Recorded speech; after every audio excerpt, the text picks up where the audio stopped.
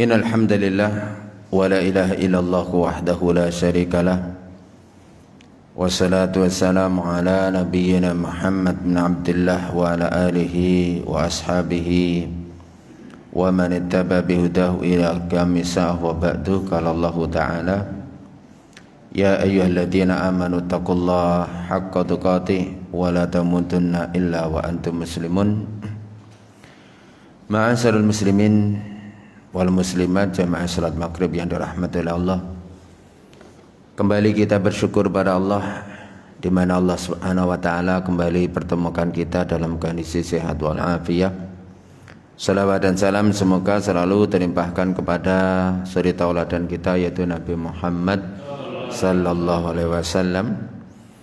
Melanjutkan terkait tentang permasalahan pernikahan, maka kita lanjutkan yang selanjutnya adalah aqduz zawaj, yaitu akad pernikahan. Ma'asyiral muslimin rahimani wa rahimakumullah.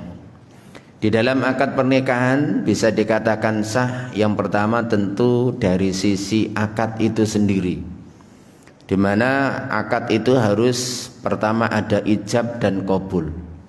Ijab berarti itu adalah akad di mana si wali itu ingin menikahkan putrinya atau wanita yang di bawah kewaliannya kepada seorang laki-laki. Yang kemudian qabul itu adalah akad penerimaan dari mempelai laki-laki untuk menerima dari akad pernikahan tersebut sesuai dengan yang disebutkan, kan begitu. Dan akad ini bisa dikatakan sah itu adalah jika lafal ijab dan qabul itu menggunakan kata yang menunjukkan makna pernikahan. Jadi makna pernikahan di dalam bahasa Arab yang namanya nikah itu intinya ada dua kata inti, yaitu kata nikah dan zawaj. Sehingga kalau dalam bahasa Arab itu bisa angkah tuka, itu kan, zawaj tuka. Ya, itu adalah apa? Saya nikahkan kamu, saya kawinkan kamu, ya kan itu. Ini adalah apa? Jadi akad itu harus mengandung makna dari nikah ataupun zawaj, Jadi kawin, jadi kayak itu.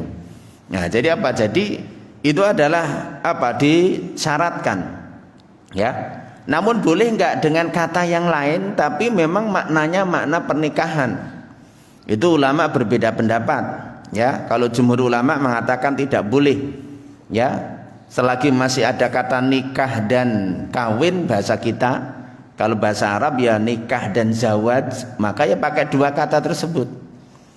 Walaupun kalau dalam sisi praktek Nabi Muhammad SAW pernah menikahkan seorang wanita dengan laki-laki sahabat Nabi, itu bukan dengan kata nikah dan zawaj, tapi adalah malaktukaha bima ma'aka minal Qur'an. Ini terkait dengan siapa? Seorang wanita yang dia itu menyerahkan dirinya, memberikan dirinya kepada Nabi, kan begitu. Ketika Nabi Muhammad SAW beliau tidak berselera, karena kalau Rasulullah itu memiliki kekhususan, yaitu nikah hibah, nikah pemberian, di mana seorang wanita menyerahkan dirinya kepada Nabi, kok Nabi kemudian mengiyakan, itu sudah dinikah. Itu hanya khusus untuk Nabi, tidak boleh untuk yang lain. Itu hanya khusus untuk Nabi. Kalau untuk yang lain seger gitu jadi kayak gitu jadi tidak boleh, itu hanya khusus Nabi, memang dikhususkan untuk, yaitu adalah Nabi Muhammad SAW. Sehingga ketika Nabi tidak berselera dengan wanita tersebut, ada seorang sahabat yang dia itu adalah, kalau anda tidak mau wahai Rasulullah, saya mau. Maka Rasul bertanya, kan, kamu punya mahar apa? Ya kan begitu, karena mahar itu kan hak, jadi hak si mempelai perempuan, kan gitu. Ya saya enggak punya wahai Rasulullah. Ya coba cari dululah, walaupun cuma cincin besi. Nyari-nyari enggak dapat. Akhirnya apa? Kamu punya hafalan berapa? Saya hafal surat ini, surat ini, surat ini. Maka kemudian Rasulullah mengatakan, malaktukaha bima ma'aka minal Qur'an. Jadi aku milikkan wanita ini jadi milikmu dengan mahar hafalan Al-Qur'anmu. Nah, tapi maknanya di situ malaktukaha di sini artinya adalah aku nikahkan kamu dengan wanita ini. Ya, sehingga apa? Sehingga ini adalah menurut ya istilahnya sebagian ulama itu adalah diperbolehkan ya, tapi jumhur ulama ya selagi masih ada kata nikah ya atau zawaj atau kawin maka harus dengan dua kata tersebut. Ma'asyiral muslimin rahimakumullah, apakah pernikahan akad itu harus dengan bahasa Arab? Maka tidak menjadi keharusan. Tapi kalau bisa ya, maka apa? Maka tentu lebih apa? Lebih baik ya pakai bahasa Arab. Walaupun itu tidak menjadi sebuah keharusan. Ya, tidak menjadi sebuah keharusan. Ya, jadi secara bolehnya adalah apa? Boleh menggunakan bahasa Arab ataupun boleh menggunakan dengan bahasa kita sendiri, ya, bahasa suatu daerah masing-masing. Kemudian disyaratkan ya ungkapan akad pernikahan itu harus menunjukkan dawam, bahwasanya pernikahan itu tidak dibatasi oleh waktu. Ya, jadi tidak boleh dibatasi waktu. Kalau semua aku nikahkan kamu dengan putriku 1 tahun, enggak boleh. Ya, karena nikah itu kan untuk selamanya. Itu harapannya kan begitu. Sehingga apa? Harus maknanya itu makna dawam. Kemudian apa? Kemudian harus maknanya itu tanjis, langsung. Dimana ketika sudah diakadkan, maka apa? Maka sah ketika diterima itu sudah menjadi miliknya. Tidak boleh digantungkan dengan yang lain. Ya, contohnya apa? Aku nikahkan kamu, semua Ahmad. Ahmad, aku nikahkan kamu dengan putriku, ya, semua apa? Putri, gitu ya, namanya putri. Ya, apa? Jika kamu lulus dari sarjana, nah itu nggak boleh. Itu digantungkan. Ya kalau kayak gitu ya nanti kalau udah lulus baru dinikahkan. Ngapain dinikahkan sekarang? Ya, jadi kayak gitu. Ya, atau dikaitkan dengan apa yang lain. Ya, maka apa? Maka contohnya sombong. Kalau awal bulan nanti, gitu kan? Jadi aku nikahkan kamu dengan putriku, ya. Nanti kalau sudah awal bulan. Kalau kamu sudah gajian, gitu, nggak boleh. Ya, kenapa? Karena itu nggak tanjis. Jadi nggak langsung. Karena kalau akad itu ketika sudah di sini ada ijab dan qabul, maka itu sudah langsung menunjukkan serah terima. Di mana setelah akad itu si wanita tersebut halal bagi laki-laki, laki-laki halal bagi wanita. Lah ini kan digantung. Nanti ya kan gitu. Maka itu tidak boleh. Ya, maka tidak boleh akad nikah itu dibatasi oleh waktu. Tidak boleh digantungkan juga dengan sesuatu, ya, itu tidak boleh, ya, karena itu menyalahi. Sehingga apa? Kawin kontrak itu tidak boleh, ya, itu tidak boleh. Kenapa? Karena itu nggak ada unsur dawam, jadi tidak ada unsur dawam. Kemudian syarat dari ya lafal dari akad nikah itu antara ijab dan qabul itu harus terjadi persesuaian. Jadi harus sesuai. Contohnya seorang wali menikahkan, ya, angkahtuka ibnati Fatimah ala mahrin miqdaruhu asratu alaf, gitu kan. Aku nikahkan kamu, hei pemuda, dengan putriku yang bernama Fatimah dengan mahar yaitu $10.000, kan itu semua, ya. Tapi qabulnya beda. Kemudian siapa? Si mempelai laki-laki jawabnya kayak gini, qabiltu nikaha ibnatika Aisyah. Padahal kan tadi putrinya Fatimah, ini dijawab Aisyah, ya. Apa mungkin dia miliknya Aisyah gitu ya, gitu. Maka apa? Maka nggak boleh itu, karena nggak sesuai. Antara ijab dan qabulnya tidak sesuai. Jadi harus sesuai. Jadi harus sesuai. Ya, sehingga apa? Sehingga ini perlu diperhatikan. Kemudian yang keempat, syarat dari yang namanya lafal dari yang namanya akad pernikahan itu harus terjadi ittisal, nyambung antara ijab dan qabul. Ya, dari ada persambungan. Bukan satu napas gitu ya. Kalau tahu napas ya ngos-ngosan gitu ya. Biasanya kalau awal nikah itu kan mesti deg-degan itu kan. Ya, jadi apa? Jadi bagaimana ijab ini langsung disambung dengan yang namanya qabul. Kalau seorang wali mengatakan bahwasanya aku nikahkan kamu dengan putriku ini, ya kan, dengan mas kawin atau mahar segini, maka kemudian si mempelai laki-laki langsung menjawab, saya terima nikah putri bapak ya dengan mas kawin ini ya tunai, langsung disambung. Ya, jangan ini sudah ijab kemudian ini masih ngobrol, lihat itu kan, baru disambung, nggak boleh. Itu ada inqita. Jadi harus ada persambungan antara ijab dan qabul. Ya, jadi kayak seperti itu. Ya, jadi itu adalah yang perlu diperhatikan. Kemudian ma'asyiral muslimin rahimakumullah. Kemudian di antara surutu sihhati akdi nikah, kalau itu sudah syarat lafalnya ya, ada 4 itu intinya. Kemudian sekarang adalah syarat sah dari suatu akad pernikahan. Syarat sah dari suatu akad pernikahan itu yang pertama harus ada izin wali ya dari perempuan. Ya, ini penting ya untuk dipahami para wanita, di mana ketika dia menikah maka itu harus ada wali.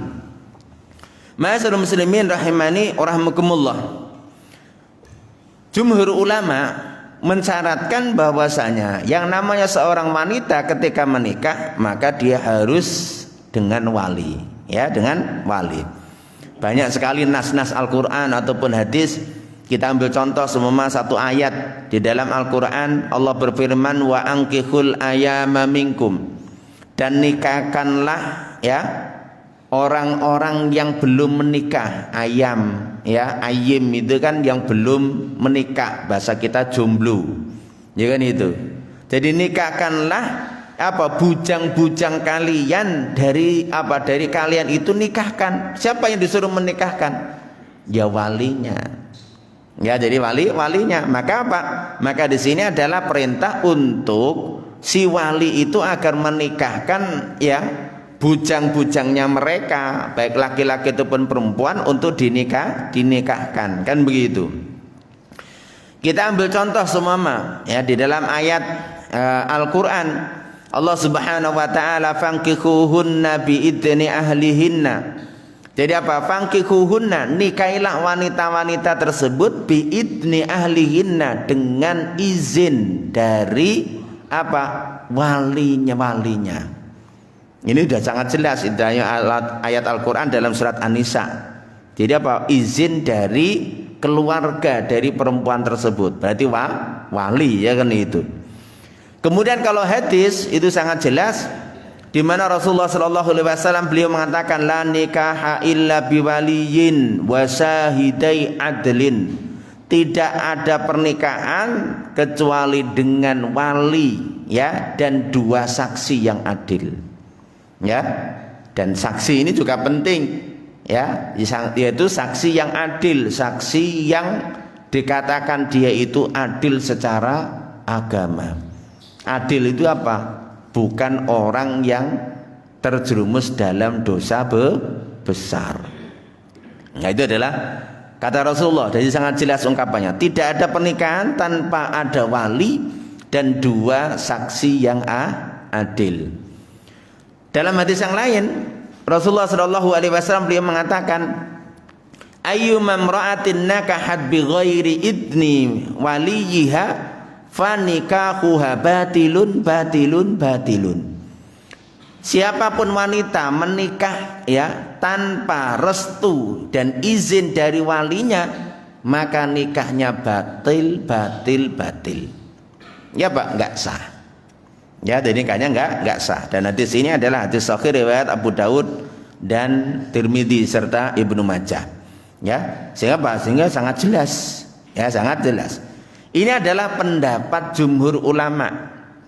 Adapun mengenai pendapatnya Imam Abu Hanifah, pendapatnya Imam Abu Hanifah mengatakan kalau seorang wanita merdeka, dia sudah balik dan berakal, tidak disyaratkan untuk sahnya akad itu harus adanya wali.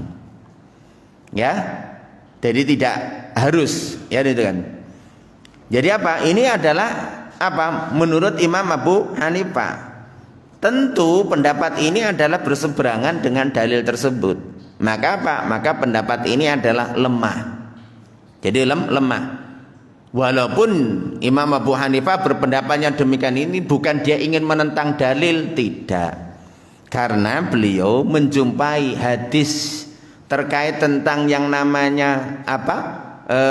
Tidak ada pernikahan kecuali dengan wali, kan begitu. Itu sanad atau jalur yang sampai kepada Imam Abu Hanifah itu jalur yang lemah, sehingga beliau tidak memakai itu. Sehingga apa? Sehingga Imam Abu Hanifah kemudian pakai kias, dimana kalau yang namanya wanita itu apa? Jual belinya itu boleh, sah kalau dia sudah balik. Maka ketika dia menikahkan, ya, maka apa? Menikahkan dirinya dengan orang lain, maka itu boleh. Kenapa? Karena akad pernikahan itu hampir sama dengan akad jual beli. Ya kan begitu? Ya. Jadi ada penjual, ada pembeli. Lah ini adalah apa? Di sini ada alat tukarnya. Alat tukarnya apa? Kalau jual beli ya mata uang, kan gitu semua. Kalau di pernikahan apa? Si wanita ini dinikahkan, ya, diserahkan kepada laki-laki, si laki-laki adalah menerima dengan mahar, kan begitu, dengan mahar. Jadi hampir sama. Sehingga apa? Sehingga menurut Imam Abu Hanifah ya demikian itu, ya, dia pakai kias atau analogi bahwasanya kalau jual belinya wanita yang merdeka dan balik itu sah, maka dia menikahkan dirinya tanpa wali itu pun adalah sah. Walaupun Imam Abu Hanifah mengatakan, tapi andai kata nanti kok walinya itu tahu tidak ridho, maka si wali punya hak untuk membatalkan akad tersebut. Ya, jadi apa? Punya hak untuk memfasakh, yaitu membatalkan dari akad pernikahan tersebut. Ma'asyiral muslimin rahimani rahimakumullah. Sehingga apa? Pendapat yang kuat dan yang rajih dalam rangka untuk menjaga, ya, kemaslahatan dari wanita itu sendiri, ya tetap apa? Wajib untuk pakai wali. Ketika tidak ada wali sama sekali, wanita itu nggak punya wali, maka walinya adalah wali hakim. Ya, jadi wali hakim. Jadi apa? As-sultan waliyuman la waliyalaha. Jadi apa? Pemimpin itu adalah wali bagi orang-orang yang tidak memiliki wali, ya. Ma'asyiral muslimin rahimakumullah. Pembahasan selanjutnya, boleh enggak seorang wali itu memaksa wanita yang sudah balik untuk menikah? Namanya ijbar, ya. Jadi boleh enggak wanita itu apa dipaksa, wanita yang sudah balik dipaksa untuk menikah oleh walinya? Maka apa? Yang pertama adalah memaksa seorang janda. Boleh atau tidak? Maka ini tidak boleh, karena janda sudah punya pengalaman, jadi tidak perlu dipaksa-paksa, kan begitu.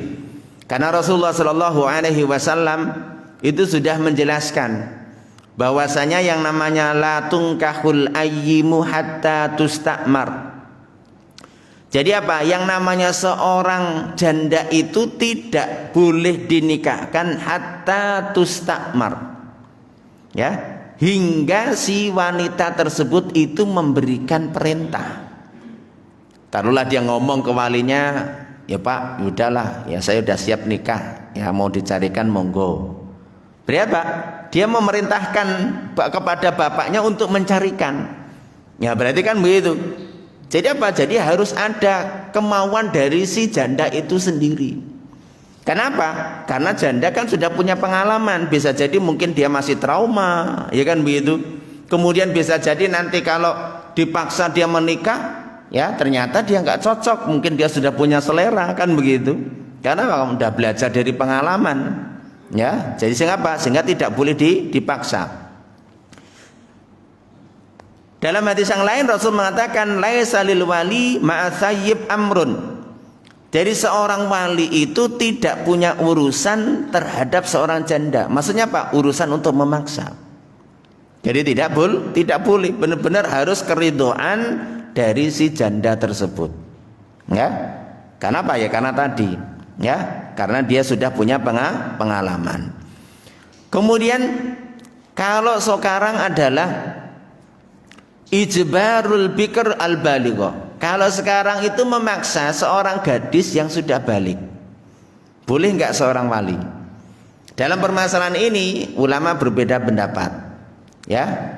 Ada yang mengatakan boleh, kayak seperti Imam Syafi'i mengatakan boleh bagi seorang bapak dan kakek untuk memaksa, ya, jadi memaksa anak gadisnya atau cucu perempuannya untuk menikah dengan laki-laki, ya, bapak ijbar. Maka menurut Imam Syafi'i itu adalah diperbolehkan. Menurut jumhur ulama maka itu tidak diperbolehkan, ya. Apa alasannya? Alasannya Rasulullah Shallallahu Alaihi Wasallam beliau bersabda, wala tunkahul bikru hatta tusta'dzan. Dan seorang gadis tidak boleh dinikahkan hingga dimintai izinnya. Ya, jadi apa? Hingga dimintai izinnya. Lah bagaimana izinnya? Ya, ditanya dulu, mau enggak kamu dengan ini? Ya kan begitu. Kemudian apa? Lah kalau ditanya dia itu adalah diem, kata Rasulullah, wasimatuha idnuha. Diamnya seorang gadis itu pertanda apa? Mau. Karena malu, ya kan dia. Tapi gadis sekarang beda, ya. Kalau sekarang gadis sekarang itu ya kalau mau itu langsung ya Pak, gitu kan itu, masya Allah. Ya. Tapi kalau nggak mau tuh langsung teriak tidak, kan gitu kan. Ya kenapa? Gadis sekarang kan sudah pemberani, ya kan? Kenapa? Selera pemberani semuanya kan gitu. Ya kalau enggak mau tuh teriak langsung tidak, ya kan gitu. Kalau enggak ya nangis, ya kan gitu. Ya, ya jadi apa? Itu ya jadi zaman dulu zaman sekarang beda. Kalau yang sepuh-sepuh itu banyak nikahnya zaman dulu dipaksa. Ya, enggak pernah ketemu dengan calonnya, tahu-tahu udah nikah, ya kan gitu. Ya, tapi ya jadi saja, ya kan itu, enjoy saja, karena sudah jadi budaya kayak seperti itu, ya kan gitu. Beda kalau sekarang, kalau gadis sekarang interaksinya kan sudah dengan dunia luar tuh kan luar biasa, ya kan itu, banyak pilihan, banyak apa kan gitu ya, sehingga apa? Sehingga disitulah letaknya, mau tidak mau, ya dia harus berani mengutarakan. Ya makanya apa? Maka tapi secara umum yang namanya seorang gadis itu kalau ditanya kok diem, yaitu berarti ridho. Ya berarti ridho. Nah, jadi apa? Jadi tetap ya, apalagi zaman kita sekarang ini ya jangan dipaksa. Kenapa? Apa manfaatnya dipaksa? Ya, kenapa? Karena nanti kalau nggak cocok ya bubaran, ya kan itu. Yang rugi juga walinya. Ya sehingga apa? Sehingga tetap ya bagaimana ya si gadis tersebut itu dimintai restunya atau izinnya. Ini kalau sudah balik. Lalu bagaimana kalau si gadis tersebut belum balik? Jadi belum balik sudah dinikahkan. Secara agama sah enggak? Sah. Tapi kalau secara hukum negara tidak boleh. Kenapa? Karena nanti walinya malah bisa kena pasal undang-undang perlindungan anak. Ya kan itu. Pasal perlindungan perlindungan anak. Kenapa? Karena memang kita di negara kita ini memakai standar. Namanya anak itu sebelum usia 18 tahun. Itu anak. Ya. Di undang-undang kita. Ya, padahal apa? Kalau karena mengikuti ya, dia kan ratifikasi undang-undang yang ada di PBB. Ya kan itu, mengadopsi undang-undang PBB bahwa usia anak itu ya 18 tahun. Sebelum 18 tahun itu masih anak-anak. Ya, makanya apa? Kalau masih anak-anak, ya semua kasus pidana atau apa ya kenanya undang-undang anak. Ya, jadi kayak begitu. Maka apa? Maka sedikit perlu kita jelaskan.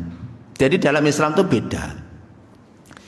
Islam itu memberikan sebuah standar. Seorang itu ya dihukumi dia ini sudah kena beban hukum. Maka apa? Itu dengan balik. Ya, usia balik. Lah balik itu ada dua tanda. Ada tanda alami, ada tanda dengan usia. Kalau dengan tanda alami itu, kalau laki-laki sudah mimpi basah. Berarti kalau sudah itu, sudah nggak pakai standar umur. Asal dia sudah pernah mimpi basah, ya berarti adalah dia sudah dikatakan balik. Kalau anak gadis, dia sudah haid. Usia 5 SD kalau sudah haid, ya dia sudah balik. Ya, dia sudah haid. Ya, maka apa? Itu sudah dinamakan balik.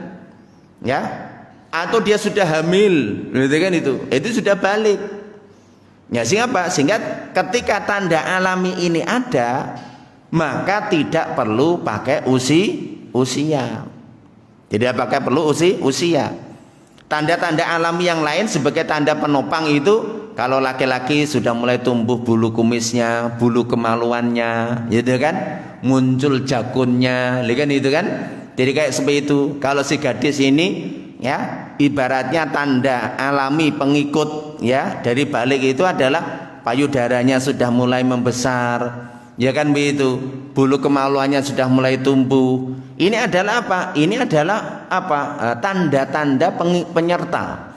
Tapi tanda intinya haid, hamil kalau bagi perempuan, kalau bagi laki-laki adalah mimpi basah atau keluar air sperma. Berarti itu sudah balik. Kalau itu sudah ada, sudah nggak pakai standar usia. Lah, kalau itu tidak ada, maka pakai standar usia. Lah, usia balik itu kalau menurut fikih Islam berapa? Jumhur ulama itu 15 tahun. Ya, laki-laki dan perempuan. Itu 15 tahun. Laki-laki dan perempuan 15 tahun. Kalau udah 15 tahun sudah dihukumi balik. Ya, dihukumi balik. Kalau Imam Abu Hanifah itu beda. Kalau perempuan itu 17 tahun, kalau laki-laki itu adalah 18 tahun. Imam Malik mengatakan adalah 18 tahun. Nah, jadi apa? Jadi PBB itu ikut pendapat Imam Malik. Ya, kalau usia itu 18 tahun. Ya, dikatakan balik itu 18 tahun. Kenapa? Karena perlu Anda ketahui, Eropa itu secara umum banyak mengamalkan fikih Maliki. Kenapa? Karena mereka dulu, khususnya yang ibaratnya apa, Perancis kayak apa itu, dia dulu menjajah wilayah benua Afrika. Benua Afrika itu dulu adalah kebanyakan adalah mazhabnya Maliki.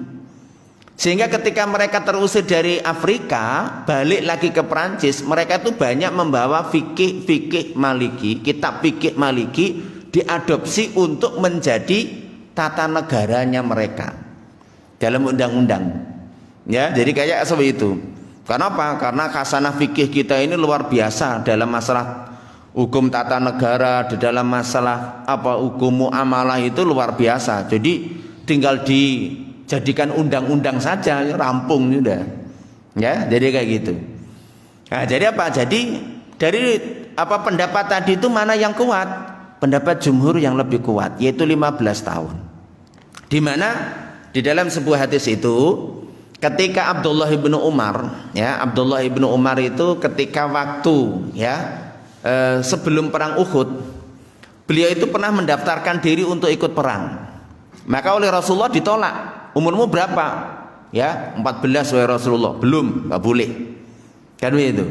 Tapi ketika perang Uhud, ya, usianya Abdullah bin Umar 15 tahun. Berapa usiamu? 15. Ya sudah, boleh.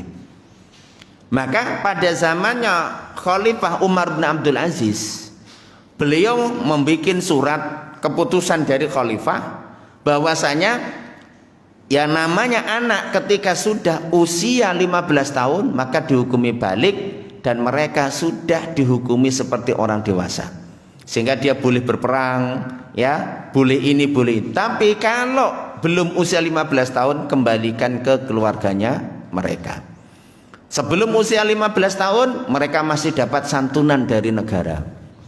Oh Masya Allah, zaman dulu itu ya subsidi bagi rakyat itu ya, bagi kaum ibu yang menyusui, kemudian anak yang masih anak-anak itu sampai usia 15 tahun masih disantuni negara. Ya, jadi kayak seperti itu, bukan dipajeki loh.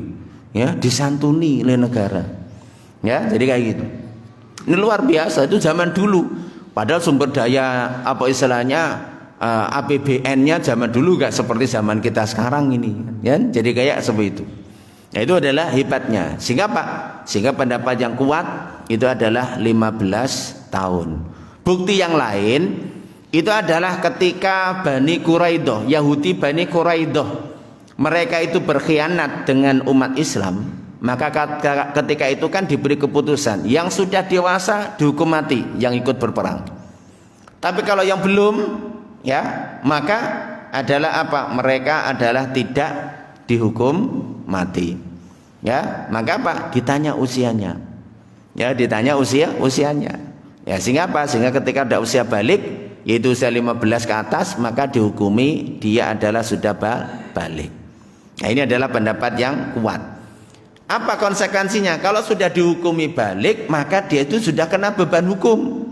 Ya, berarti sudah wajib ibadah. Kalau dia itu melakukan pelanggaran pidana, tindak pidana, berarti dia sudah boleh ditegakkan hukum pidana. Ya. Jadi bukan ini, taruhlah anak 15 tahun membunuh, ya kena hukuman mati dia. Bisa kena kisos. Kenapa? Dia sudah hukumi balik. Kalau masih anak-anak tidak bisa, maka kenanya denda. Ya gitu kan, denda. Lah dia nggak punya duit, ya walinya yang bayar. Ya, jadi walinya, orang tuanya dan keluarganya, akilah namanya. Jadi keluarganya, kerabatnya yang menanggung. Ya, jadi dalam Islam itu kayak begitu. Jadi nggak sembarangan orang ibaratnya melakukan kasus gitu ya, pembunuhan seumpama. Itu kemudian yang nanggung cuma orang tersebut, enggak. Kalau anak itu orang tersebut nggak sanggup, itu keluarga. Maka di situ letaknya bahwasanya keluarga itu punya wewenang untuk bagaimana mengawal keluarga mereka, anggota keluarga mereka itu benar tetap baik. Kenapa? Kalau sampai dia berbuat jahat, ya kena denda, itu bukan hanya dia saja, keluarganya pun bisa nanggung. Ya, itu dalam prinsip Islam tuh kayak seperti itu. Lah ketika nanti keluarga nggak sanggup, maka apa? Denda itu tetap harus diberikan kepada orang yang terdolimi. Tanggung jawab siapa? Negara yang menjalankan. Jadi haknya orang yang terdolimi tidak boleh disia-siakan, harus diberikan. Nah kalau orang yang mendolimi nggak mampu, maka pindah ke keluarga. Keluarga nggak mampu, pindah ke negara. Ya, kalau negara nggak mau menjalankan, dosa para pejabatnya. Ya, dosa para pejabatnya. Ya jadi apa? Itu udah tanggung jawab, itu memang kayak begitu. Ya, maka kalau dalam prinsip Islam itu kan tasarruful waliyyi ala ra'iyah manutun bil maslahah. Bahwasanya apa? Kebijakan seorang pemimpin terhadap rakyat itu harus selalu dikaitkan kemaslahatan rakyat. Jadi bikin kebijakan apapun itu nggak boleh mendolimi rakyat. Kalau mendolimi rakyat itu berdosa. Ya, karena apa? Karena perlu diingat, yang namanya jabatan pemerintahan itu adalah bagaimana mengatur yang terbaik untuk kemaslahatan rakyat di dunia dan di akhirat. Ma'asyiral muslimin rahimakumullah. Jadi kalau anak yang belum balik dipaksa boleh enggak? Maka kalau dalam permasalahan ini, maka ulama sepakat boleh. Jadi boleh. Ya, dalam fikih Islam ya, anak yang belum balik kok dia dipaksa menikah, maka apa? Itu boleh, tidak perlu izin dan restu dari anaknya, kecuali kalau dia sudah paham masalah nikah. Contohnya siapa? Rasulullah SAW menikahi Aisyah, ya kan? Jadi Abu Bakar menikahkan Rasulullah dengan Aisyah. Aisyah ketika itu belum balik. Jadi belum balik. Sehingga apa? Sehingga itu boleh. Namun untuk saat ini ma'asyiral muslimin, karena di kita ini ya punya undang-undang yaitu mengatur 18 tahun, dan di masyarakat kita ini juga sangat tabu kalau menikah di bawah usia balik gitu ya. Itu adalah sangat tabu. Maka apa? Maka ya apa? Nanti ya orang tua yang repot juga kan itu. Ya, lebih baik nunggu balik. Ya, nunggu balik. Coba maka Anda kalau pernah dengar kisah Syekh Puji. Syekh Puji kan menikahi ibaratnya santriwatinya kan itu, umur 14 tahun. Dia dilaporkan oleh LSM. LSM itu kan nyari duit kan itu. Ya, ngelaporkan Syekh Puji. Syekh Puji itu menangani kasus pidananya tersebut itu. Dia kan nggak berbuat dosa sebenarnya kan. Melanggar aturan negara aja dicari-cari oleh LSM, dilaporkan ke pengadilan sampai dia itu ya untuk pengadilan itu bisa habis sampai 3 miliar. Ngurusi itu. Ya. Sampai bisnisnya dia kolab itu ya, hampir kolab itu. Ya. Jadi luar biasa. Jadi ajang nyari duit LSM itu. Ya, jadi kayak seperti itu, Masya Allah. Ya, jadi ya secara hukum agama itu adalah tidak melanggar, tapi secara undang-undang melanggar. Maka ini juga perlu kita sampaikan. Ya, bahasanya kita dalam menjalankan agama di lingkungan kita seperti ini, ya jangan hanya legal syar'i, tapi juga harus kita tambah sedikit, yaitu adalah patut tidak patut. Ya, karena apa? Karena kita berhadapan dengan sentuhan yang lain. Ya, yang nanti notabene-nya pasti akan berhubungan dengan yang namanya birokrasi. Ya kan itu. Maka apa? Maka ya tetap harus diperhatikan. Ya, kalau andai kata seumpama menikahkan putrinya walaupun belum usia 18 tahun, maka apa? Oh, ada persyaratan harus minta dispensasi dari Kemenak. Ya sudah, dijalankan. Supaya apa? Supaya aman ya. Jadi kayak seperti itu. Karena apa? Karena memang posisi ya kita bernegara di kita ini kan memang tidak menerapkan hukum Islam. Ya, jadi kayak itu. Tapi bukan anti agama, ya kan itu. Semua agama dilindungi. Sehingga apa? Sehingga mau tidak mau ya kita harus menyesuaikan ya bagaimana itu adalah dalam menjalankan syariat Islam, jangan sampai juga bersentuhan dengan itu. Supaya apa? Ya kita dalam beragama tetap aman dan nyaman. Ma'asyiral muslimin rahimani wa rahimakumullah. Kemudian pembahasannya selanjutnya itu adlul wali 'ala nikah. Boleh enggak seorang wali itu enggan menikahkan? Namanya wali adil ya, yaitu wali yang enggan untuk menikahkan wanita yang di bawah kewaliannya. Ma'asyiral muslimin rahimakumullah. Allah Subhanahu wa taala itu sudah melarang ketika seorang wali ya sudah jelas gadis ataupun wanita yang di bawah kewaliannya itu sudah siap menikah dan sudah ada calon yang baik melamar, kok kemudian dia tidak mau menikahkan, itu namanya wali adil dan ini adalah terlarang. Ya. Kenapa? Karena Allah Subhanahu wa taala berfirman, wa idza talaqtumun nisaa fabalagna ajalahunna. Kalau kalian itu menceraikan wanita dan mereka itu sudah sampai batas iddahnya, fala ta'duluhunna ayyankihna, maka jangan kamu larang mereka untuk menikah. Ya. Jadi apa? Antangki ayyankihna azwajahunna, jangan kamu larang mereka untuk menikah kembali ke suaminya seumpama. Itu tidak boleh. Sehingga apa? Ini dilarang. Ya, udah calon ini baik-baik semua kok dilarang, dia enggan mau nikah. Maka apa? Maka itu adalah tidak dibenarkan.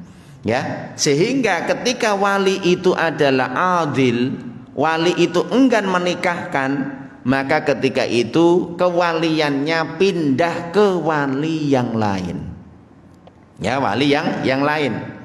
Ya, itu apa? Kepindah ke siapa?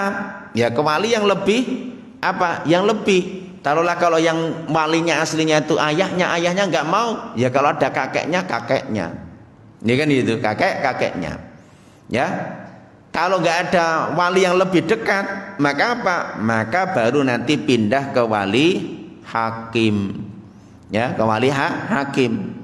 Ya, jadi apa? Jadi kayak seperti itu. Supaya apa? Supaya jelas. Kenapa? Karena kalau dia itu tidak mau menikahkan ya wanita yang di bawah kewaliannya tanpa ada suatu alasan yang dibenarkan oleh syariat, ini akan membahayakan si wanita tersebut. Bisa jadi mungkin terjerumus ke dalam kemaksiatan. Apalagi zaman kita sekarang ini, ya kan? Ya, namanya seorang gadis kalau sudah seneng sama ya bisa kabur, ya kan gitu. Ya, dunianya kan sudah dunia medsos kenalannya itu, ya. Ya, jadi namanya orang zaman sekarang itu kenalnya orang Cilacap kenal Jakarta. Dari mana? Facebook. Ya, nyari jodoh lewat Facebook. Ya repot. Ya kan itu. Makanya apa? Makanya juga harus hati-hati. Ya, kita mendidik anak-anak kita, generasi kita ini harus hati-hati. Jadi nyari jodoh itu jangan lewat medsos lah gitu ya.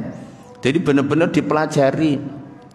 Karena apa ya? Karena kalau namanya lewat medsos itu kan ya tidak akan sedetail ketika kita ini lihat langsung.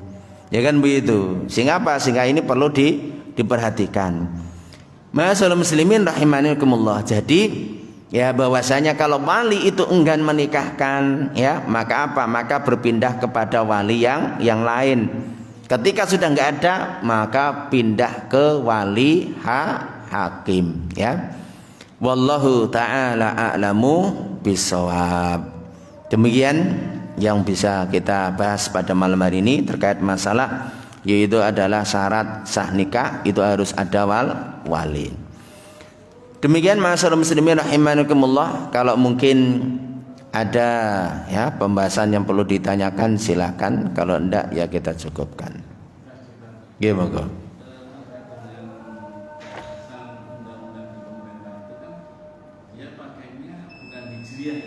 Ya bukan. Ya.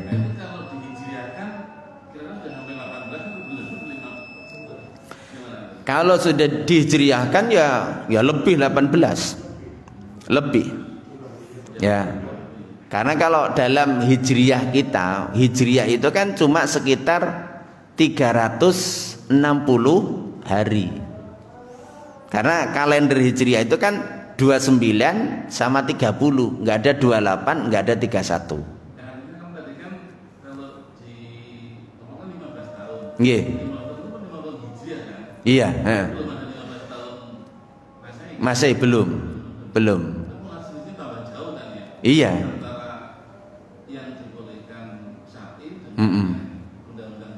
Iya.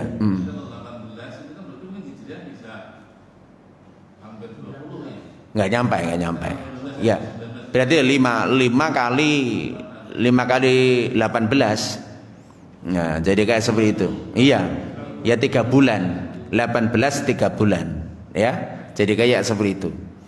Nah, jadi ya memang kalau dalam prinsip Islam itu kalau mengenai masalah hitung-hitungan itu ya memang pakai kalender hijriyah. Jadi kalender hijriyah. Nah, jadi memang seperti itulah ya. Walaupun kalau sekarang itu secara umum memang 18 tahun itu memang secara umum itu tujuannya baik sebenarnya. Yaitu apa? Untuk kedewasaan. Ya kan itu yang siap. Kenapa? Wong anak zaman kita sekarang aja ini kan rata-rata usia 80 nikah itu ya rata-rata masih dolanan. Ya, jadi kayak begitu. Jadi kedewasaan itu memang penting. Maka memang usia ideal itu untuk menikah laki-laki itu ya 25. Ya, jadi benar-benar itu ideal. Idealnya itu memang tanggung jawabnya itu sudah tinggi. Ya, jadi sudah matang. Ya, jadi kayak itu. Lah perempuan itu ya 20-an, 20 ke atas ya, sampai sebelum 25. Kalau lebih daripada itu sedikit kedaluarsa. Ya, itu. Jadi kayak gitu, ya. Artinya tadi untuk Eropa itu juga tidak langsung ada 18 karena 18-nya Imam Malik kan Hijriah. Iya, 18-nya Eropa itu kan Samsiyah, ya. Jadi itu. Nggih. Wallahu taala alamu bisawab. Demikian ma'asyiral muslimin rahimani wa rahmakumullah yang bisa kita sampaikan. Pak insyaallah nanti kita sampaikan yaitu syarat-syarat wali ya. Wali itu kayak apa? Ini adalah salah bagian dari istilahnya apa? bentuk perlindungan Islam ya, supaya benar akad itu ya ketika disampaikan oleh wali itu adalah benar-benar memenuhi syarat kan gitu. Wallahu taala alamu bisawab. Akhirul kalam kita tutup dengan doa kafaratul majlis. Subhanakallahumma wa bihamdika asyhadu an la ilaha illa anta astaghfiruka wa atubu ilaik. Assalamualaikum warahmatullahi wabarakatuh.